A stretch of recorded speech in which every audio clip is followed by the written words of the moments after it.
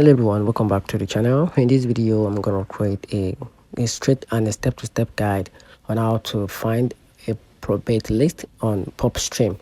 So to get started with a quick and an easy guide on how you can find a probate list on PropStream. So to get started with the guide, so the first thing to do is to log into your PropStream account. So access your account at propstream.com. Then from there you have to search for a specific area. So enter a city, country or zip code in the search bar to define your target area. Then after that you have to click on the filters button to open the filter option. Then from there within the filter menu, locate and select ownership information.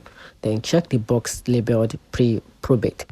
Then after that you have to refine your list by adding a filter such as property type, single family or multi-family. You can also add an equity percentage, which is high equity properties, and occupancy status, which is vacant properties, and also the market status, which is half the market properties.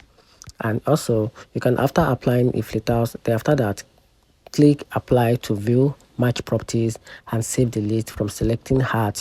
So the list and naming your list for future reference.